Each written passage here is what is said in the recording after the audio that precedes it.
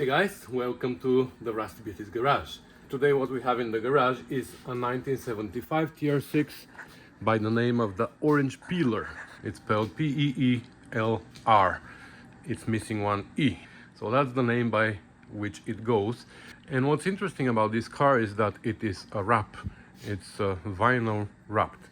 Pretty well done. If you look carefully, you could see some flaws here and there, but I really like it, including the hardtop. So I've actually already done a whole bunch of jobs on it that weren't so interesting to film. We pulled a sump and we welded a bung to it for an oil separator that is going to be installed to this car. So I don't know if you see it down there. You see that plug over there, that's for the oil separator that is going to be installed later somewhere else. I just had to prepare it for the fitting, and while the oil pan was there, we also changed thrust washers. Since we were there, we checked them and turned out that they needed replacement, so we did that. I also replaced the soft joint here, the U-joint there, and also the bushings inside the steering column. Oh my god, what an ordeal that was.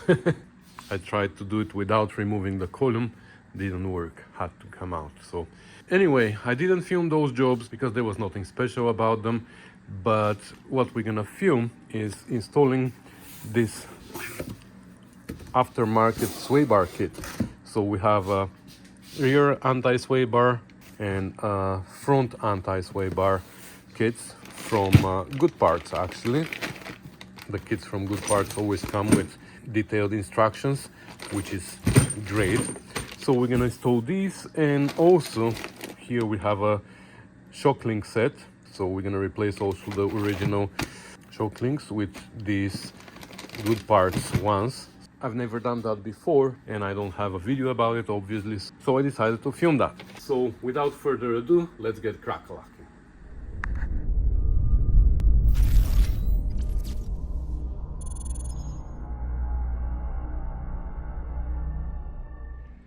Okay, let's start with the front ones, and I opened the instructions here, and it says first to remove the bracket that is holding the original sway bar link, which is this bracket. So this bracket is held with this bolt and it has a little spacer underneath. So we're gonna remove the whole bracket. It's gonna be discarded when we have to remove also this last bolt from here. So this one and this one, and this is where the Good Parts bracket gets mounted with these two bolts.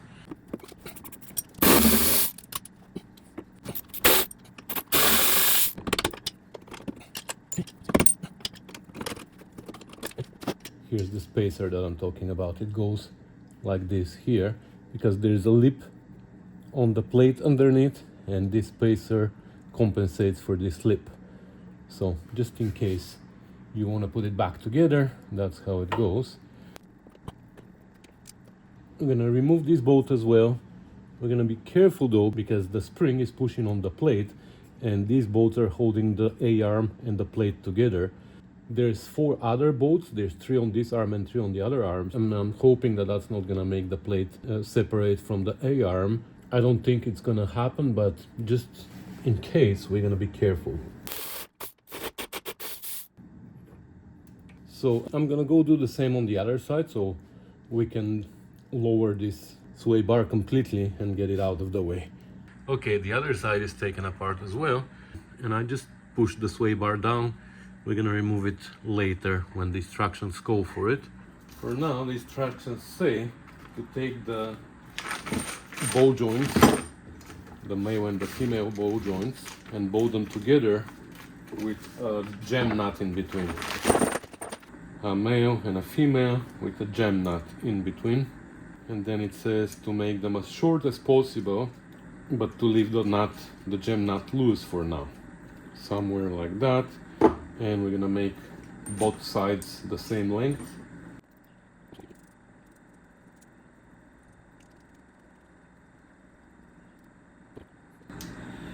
So this is pretty much the same length, right? Okay, so next it says that we should bolt the female ball joint to the bracket. So for the left side, this is the schematic, this is the left side, so this is the bracket for the left side, right? And then in this view it's gonna look like that, and the female needs to be bolted to the bracket with 3/8 by 1 1/4. So this is 1 1/4. It goes like this. Gem nut, as it is shown here. Both gem nut, the female ball joint, and the nut on the other side. So I think that's how it's gonna go later, but for now I'm just gonna tighten it all the way. These are interesting locking nuts. They're not nylock, they're steel lock. Looks like they're punched here at the end. The threads are kind of damaged at the end. We're gonna have to force them in, and then they just stay on. Go and see if Ariana, I can get an eraser. Okay, and now using the 2 1/4 inch bolts, we can install the brackets. And again, this is our left one, this is our right one. So we have to be careful not to mess them up. See, the plate actually split very little, but that's fine.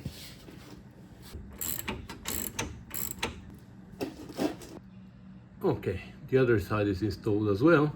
So let's see what's next. Okay, next the instructions say to remove the mounting blocks and the Nilatron bushings from the sway bar, grease the bushings and reinstall them.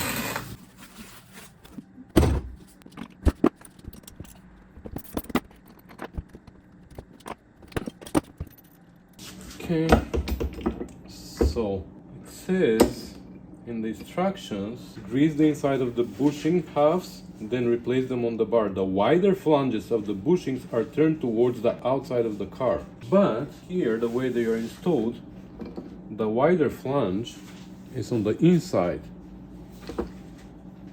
So they were installed wrongly from the factory. Yeah, this one is the same. The wider flange is on the inside. Okay. I'm gonna put white grease on them, and I'm gonna put them as per the instructions. The wider flange on the outside. Like this. And it says to put the blocks back on. I'm assuming we're gonna remove them after and mount them to the plate on the car. That's why I'm just gonna snug them finger tight, and I'm gonna do the other one as well. Next, the instructions want us to put these collars on the bar on the outside of the bushings, so with the flat part towards the frame, so the top is towards the frame. So that's how they're gonna go. I don't know if they're gonna slide like that. Oh, perfect. Okay, and it says don't tighten the bolts yet. So hold the bar in place and bolt the mounting blocks to the frame using 5/16 by 1.5 bolts. So these bolts. So I'm assuming we're gonna get rid of these nuts and we're gonna use these because these are not locking. These are just temporarily here. So for this reason, now we have to remove the sway bar completely. Now this is fun because the nuts are inside here. These are U-bolts that hold the sway bar to the radiator guard, and the bolts are inside and you can reach them from here, but it is tricky when it is mounted on the car, especially on this side where the radiator hose is. You see where they are? That's fun, but there's no other way. Well, there is one way to save time here. If you don't need these, you can cut the bolts, but I'm gonna try to do it the proper way by removing them.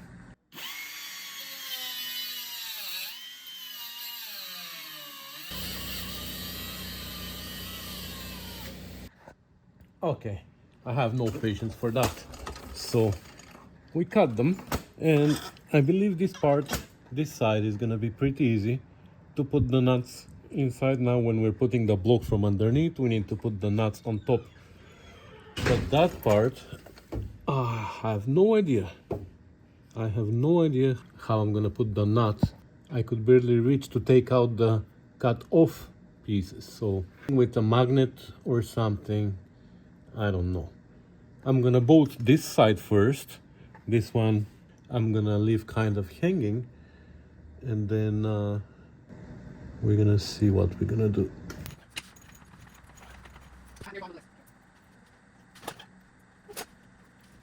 Okay, this turns out to be like close to impossible. So that side I'm still holding with the jack, so it is not hanging down.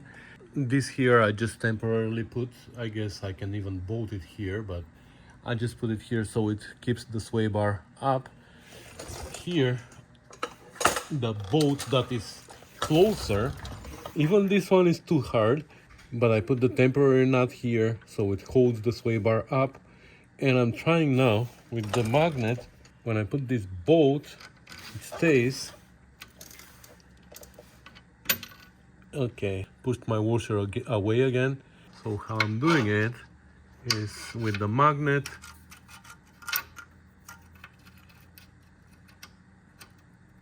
Oh my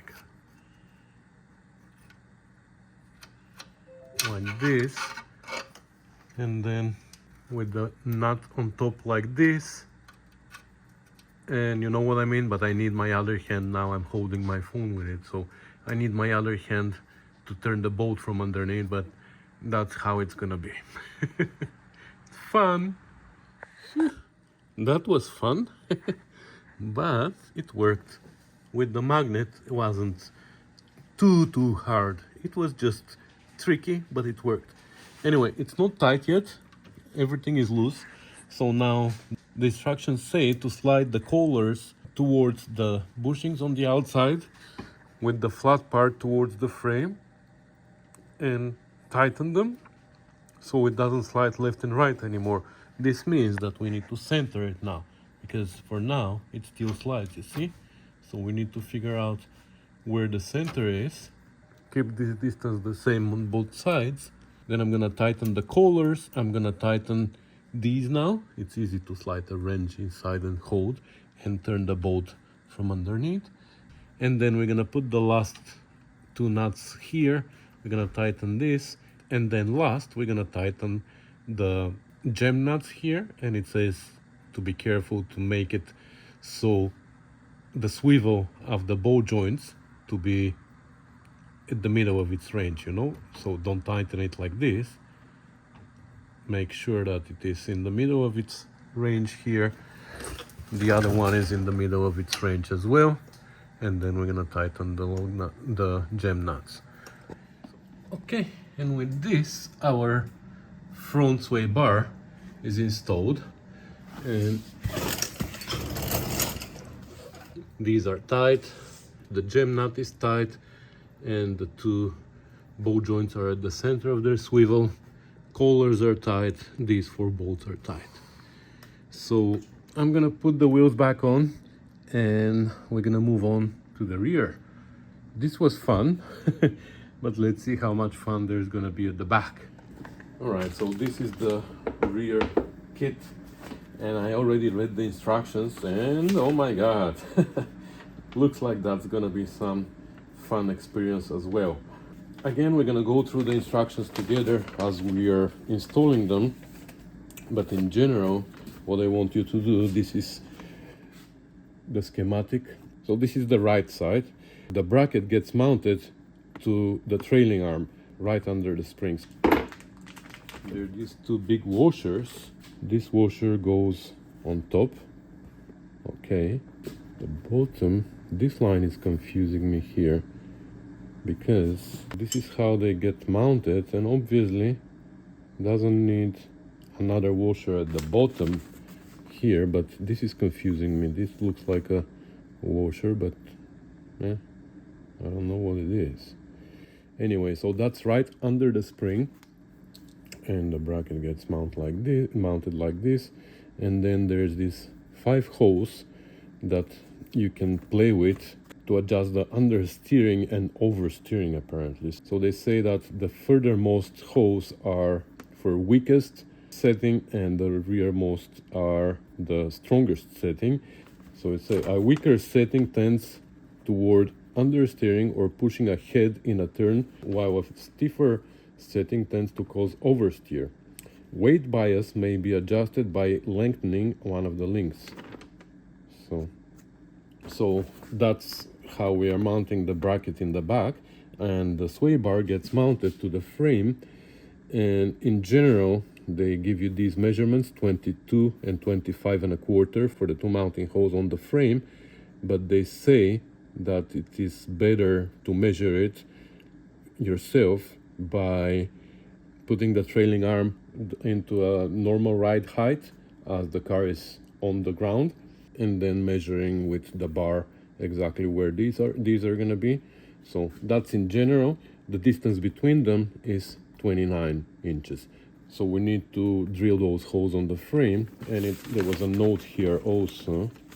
Beware of drilling the front hole further than 25 3/4 from the rear of the frame, since there is a vertical plate inside the frame at about 26 inches. So 26 inches from the end of the frame, there is a vertical plate inside the frame. So they're telling you don't drill this hole more than 25 3/4 from the end. These measurements here are general measurements, but they might vary depending on the car, depending on the shims on the trailing arms, they say, depending how many, because sometimes you have 4, sometimes you have none. So let's start with the right side, since the drawing shows the right side. Let's mount the plate first, and I'm assuming for that we're gonna have to remove the spring, but let's see. Yeah, okay, there's no way to put the plate inside and the bolt and everything without taking the spring out. Anyway, it's not that hard to remove it, so let's get it done. Okay, so we're gonna raise the trailing arm just enough so it's not on the bumper here on the back.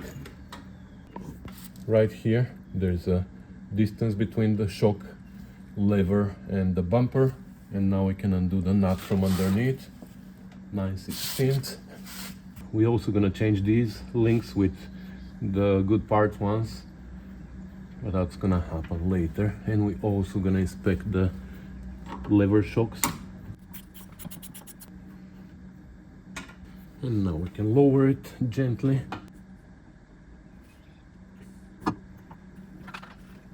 Come on now, don't tell me we have to remove the splice too. Well, normally the spring can come out in this position, but this one looks like it is a heavy duty one and it's longer, and this means that we have to remove the half of the axle from here, which makes it complicated. Wow. I'm gonna try with the pry bar. Let's see. It's almost out.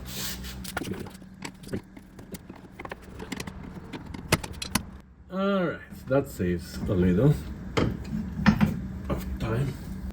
Oh, you didn't see that, did you? You're gonna have more opportunities to see it. Okay. So yeah, the flange with the hose goes towards the center of the car. The bolt is underneath. Goes like this. Then the washer. Wow. That moves back and forth. What's gonna keep it from sliding back and forth? That's awkward. Not only back and forth, but sideways. Like, what the heck? That's kind of centered. How do I make sure this is straight? Okay, the best way is to go all the way at the back and look from there. I thought it was straight, and when I looked from there, it was like, what the heck? It was totally off. Okay, that's tight. So let's see if we can reinstall the spring now. Okay, the bottom collar is there. With the normal springs, that's not a problem. It goes super easy.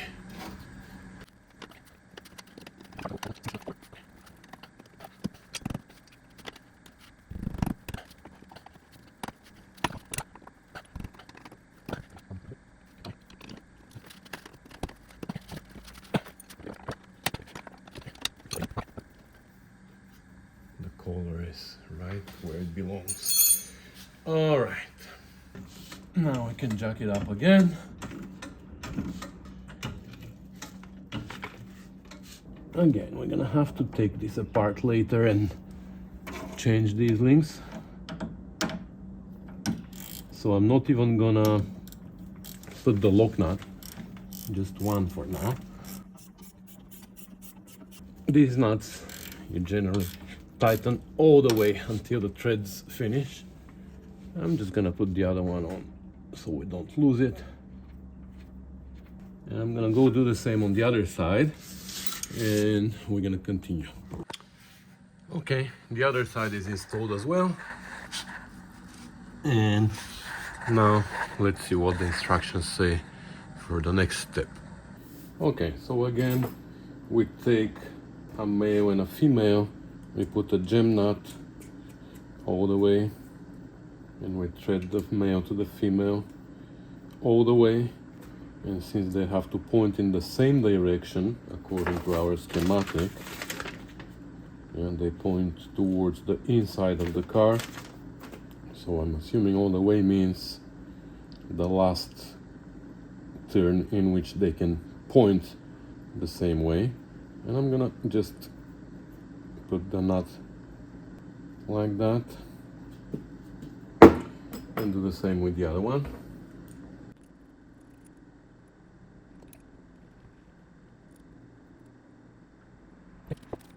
So now we have collars again, the U-bolts. The U-bolts use these washers, so these go there, and these are the 4 nuts for there. And now it says to bolt the female part to the bracket with the nylock nuts, and the male part to the sway bar with the steel locking nut. And since I edited the video so far last night, I realized that this nut was not on focus, so that's what it is now. Can you see it now? Is it on focus this time? The last 2 threads are kind of like punched in and just damaged a little bit, just enough to lock there. Okay, so the links are installed to the brackets, and now let's pull out the sway bar.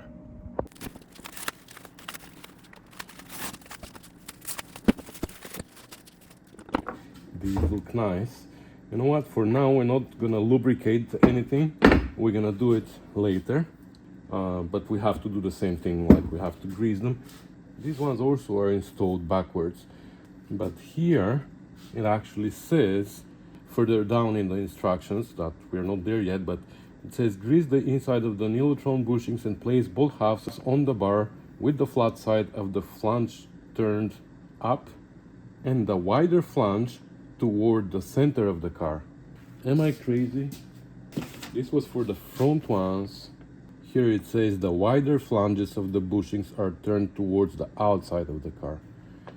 Well, oh, but here look what it says also. Clamp the split collars on the bar between the bushings with the flat spot towards the frame. So here, these go between the bushings. So here and here. So that's why the flat side is on the inside. So the front one should be outside because the collars are on the outside. So because this is gonna act as a bearing, right? So that's correct. Okay, so I'm gonna mount this on the links, and then we're gonna raise this end up, and then we're gonna have to put the car on its wheels so it is the correct riding height, and then we're gonna mark these holes on the frame. So the instructions say to start with the weakest setting, which is the furthermost 2 holes, but I would do that if that was my car and keep changing it as I'm driving to see what is the best settings for me. But for the owner of this car, I don't think he is gonna do that himself. So in order to give him the least amount of trials, I'm gonna put it in the center, so as he's driving he has the opportunity to go weaker or stronger. So I'm thinking with the least amount of changing the setting, he's gonna be able to determine the best one for him. So that's how it's gonna be. The other side as well. And now we have to raise it. Like we said, we have to put the car at the correct riding height, and then we have to make the links vertical like that and raise this and find out what the best position is. However, I think we're gonna have a problem here, right here. We're gonna have to figure out a way to get the exhaust out of the way so it doesn't interfere with the bar. Ay, ay, ay. Anyways, let me regroup here a little bit and I'll bring you back. All right, this seems to be the correct ride height. I know, right? I should buy some of those drive-on ramps, but anyway, that works. And as expected, we still have the problem here. It's not just the boat, you know. This is how the link is vertical. And wow, that's a lot. Where is this exhaust gonna go? And the fact that this exhaust is all one piece doesn't help a lot. It's welded here, and this clamp is not to hold the two pieces together, it's just the hanger. You see on the other side, it's all welded. It's welded there too. Oh, yeah, yeah. So maybe if we loosen those clamps there and twist it a little bit, so this can go up, you know what I mean? Because look how much higher this one is. And here we seem to be fine. Wait. You see, looks like we're gonna be fine here. Can't raise it more because of this, but we need another ½ inch, and we have more than ½ inch here, or close to ½ inch. But this side is too far, and you see here how close this is here, so it's raised as much as it can be. Here we have lots of room, so hopefully we can twist it. But that's gonna twist the tailpipes though. But I don't see another option. Actually, it just occurred to me that this exhaust is coming off of this car, not here, in another shop, but this is not gonna be here. So you know what? I don't care then that it's gonna be twisted. So I'm just gonna try to twist it so I can get it out of my way, even if it hits up there, but just so I can mount the sway bar. Oh, that's a good news. Wow, easy to say, hard to do. So I loosened that clamp over there on the exhaust, but it's so seized there, it's crazy. So I even heated it with my acetylene torch. Nope, it wouldn't budge, so I can't twist the exhaust. So what I did was I removed this clamp from here, and I moved this hanger one hole further, and that raised it a lot. Now the two pipes are different height, but like I said, we don't care about that because this exhaust is coming off, and another one which is again good parts exhaust, but it is the same shape as the stock exhaust, so that's what's going to be installed on the car. So for now we don't care what this one looks like. Of course, we're not going to damage it because it's going to be eventually, it might be sold.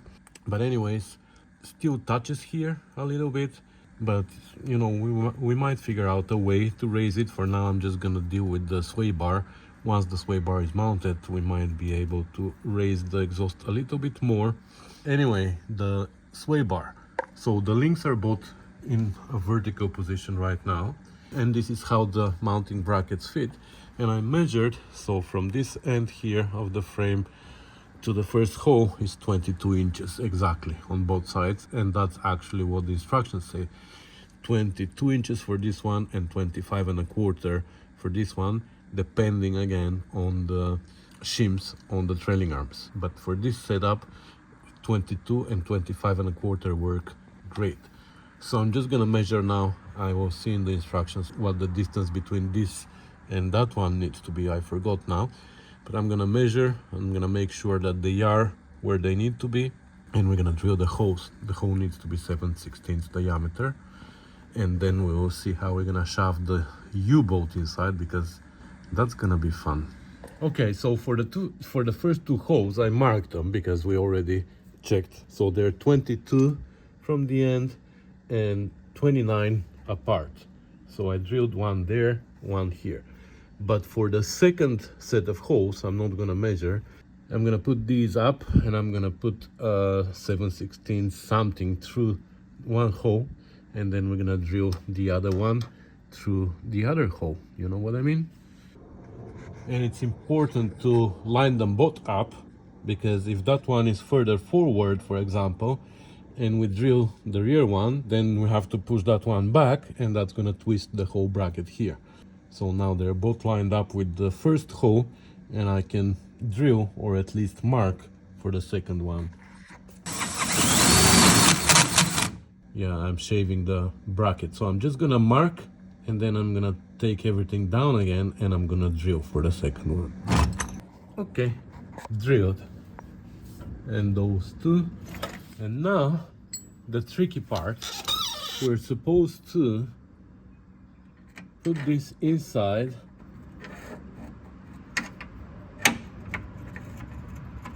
like this.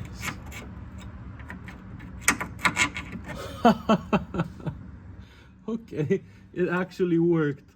I thought it was gonna be tricky. Anyway, so now we have to raise again the bracket, and what worries me is that when we are raising the bracket, we might push this up and in, you know what I mean? If we push both ends in, we are in trouble.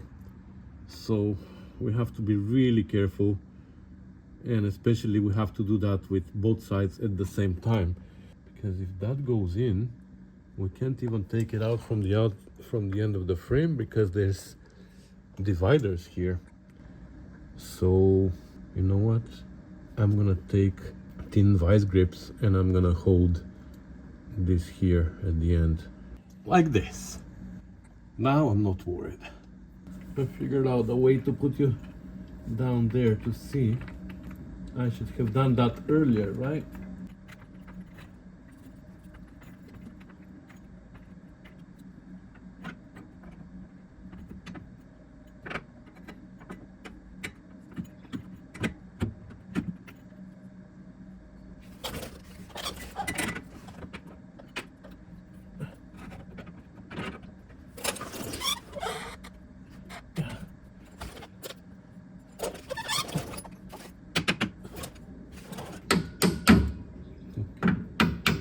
Yeah, that would definitely be a lot of fun without the vice grips there. Okay. Without a washer or anything, just so it holds my thingy.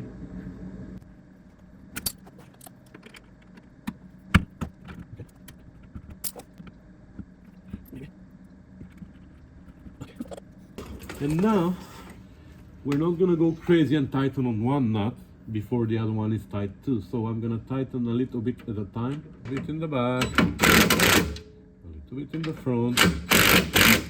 Like, we just try to distribute both sides at the same time.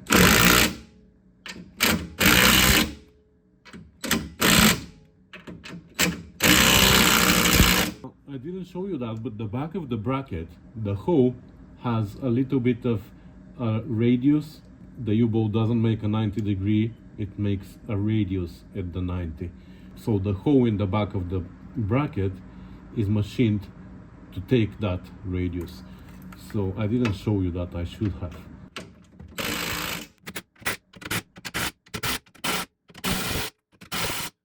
Now the exhaust is gonna knock here a little bit, but the car is not even gonna go on the road. It's gonna be trailered to the other place where they're gonna change the exhaust and everything.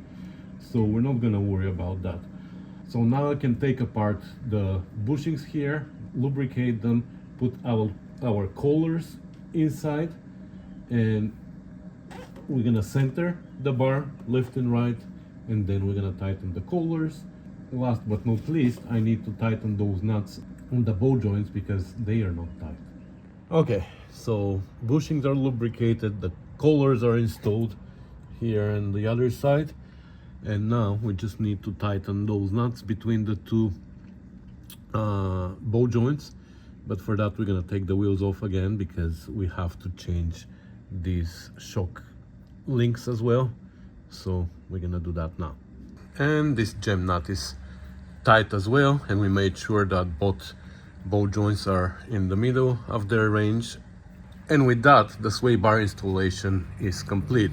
So now when they start driving the car, they're gonna decide whether they wanna move it in this direction or in this direction, or they wanna keep it where it is. And that's all. So now I'm gonna change these, but that's gonna happen in a different video because I wanna keep this video strictly about the sway bars, and we're gonna make another one about the shock links. So we're gonna end this video here. Something important that the instructions say is that this bar needs to be used in a combination with the front sway bar from Good Parts as well, or another sway bar that is 7/8 of an inch thick or thicker. If you use this rear bar in a combination with the original TR6 front sway bar, that will lead to dangerous oversteer. So that's something important to know. So that's gonna be everything for today, guys. I hope that this might help you in the installation of your sway bar, even though the instructions are pretty clear about that, but some people are more visual. They wanna see it, how it's done. So anyways, thank you for watching. Thanks for commenting, subscribing, sharing, and supporting the Rusty Beauties channel on Patreon and via PayPal, and by sending parts and tools and free cars. It's all appreciated. Thank you, guys. I'll see you in the next one. Bye.